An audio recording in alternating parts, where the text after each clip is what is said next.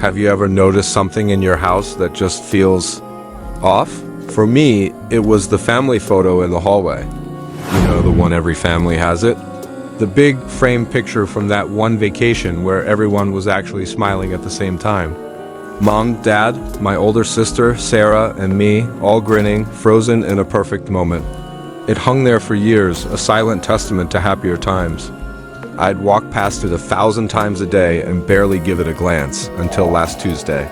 I was heading to the kitchen for a late-night snack when my eyes caught something strange about the photo. I stopped, squinting in the dim light. Something was missing, or rather my dad, he wasn't there. It wasn't like a smudge or a trick of the light. The spot where he stood with his arm around my mom was just empty. It was seamless. The background of the beach was perfectly filled in, as if he'd never been in the picture at all.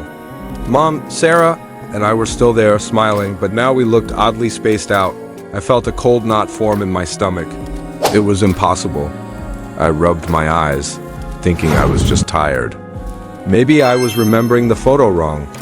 I took out my phone and snapped a picture of it, just to prove to myself in the morning that I was losing my mind. Shaking my head, I went to bed, trying to dismiss the unsettling feeling. The next morning, the phone rang. It was my aunt, her voice choked with sobs. There had been an accident. My dad was driving to work, a sudden, massive heart attack. He was gone. The world tilted on its axis. Grief hit me like a physical blow, a suffocating wave that left me breathless. The rest of the day was a blur of tears, phone calls, and the hollow ache of disbelief. It wasn't until late that night, when the house was finally quiet, that I remembered. The photo? With trembling hands, I walked back to the hallway. My heart hammered against my ribs. I looked at the picture on the wall. It was just as I'd seen it the night before, Mom, Sarah, and me. No, Dad. Then I looked at the picture on my phone, the one I took as proof, and my blood ran cold. In my phone's photo from last night, my dad was clearly there, smiling. But on the wall, he was gone. It hadn't been a trick of my tired mind. He had vanished from the photo asterisk before asterisk he died. A horrifying coincidence, I told myself. It had to be. There was no other explanation. Grief was making me paranoid, connecting things that had no connection. I had to believe that. 2 days later, still reeling from Dad's funeral arrangements, I stumbled through the hallway. A primal scream got stuck in my throat. I stared at the photo, my whole body shaking. My mom, she was gone now too. The space where she stood next to Sarah was now just more pristine, undisturbed beach. It was just Sarah and me left in the frame, our smiles looking grotesque and wrong. Panic, pure and absolute, seized me. This wasn't a coincidence. This was a pattern. I ran to Sarah's room and pounded on the door. I showed her the photo, my voice a frantic whisper. Look, first Dad, now Mom. They disappear from the photo, and then, I couldn't finish the sentence.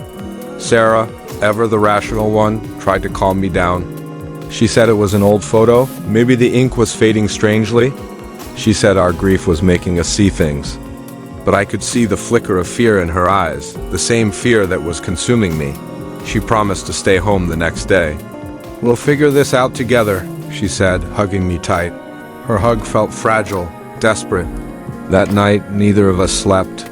We sat in the living room, jumping at every creak and groan of the old house. We talked about anything and everything, trying to keep the encroaching darkness at bay. The next morning came and went. Sarah was fine. We both breathed a tentative sigh of relief. Maybe I was wrong. Maybe it was all in my head. We spent the day together, a fragile bubble of normalcy in a world that had turned into a nightmare. But as evening approached, she started complaining of a headache. A bad one. She took some medicine and went to lie down.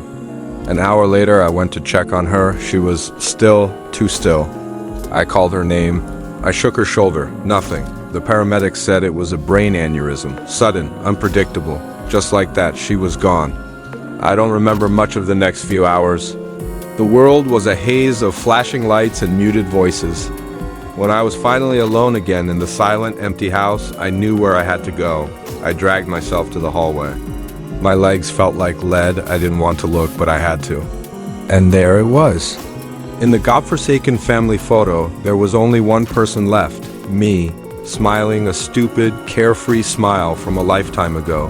The beach behind me looked vast and empty. I was completely alone in the frame. That was last night. I haven't slept. I've just been sitting here, staring at the photo, staring at the smiling ghost of myself. The sun is starting to rise, painting the sky in shades of orange and pink. A new day is beginning, my last day. I don't know how it will happen. Will it be a heart attack like my dad? An aneurysm like Sarah? Or will it be something else? Does it even matter? The photo doesn't lie?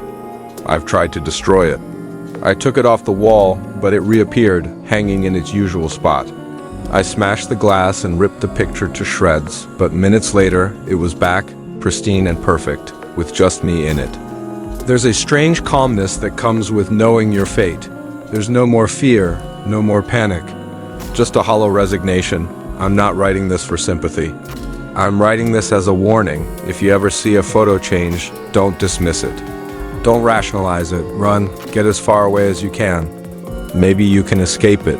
As for me, I think I hear a strange noise coming from downstairs. It sounds like footsteps, but that's impossible. I'm the only one left in the house. The only one left. Anywhere, I guess it's my turn now. The photo is never wrong. Thanks for watching. If you're seeing this, it means I managed to upload it in time. Don't forget me.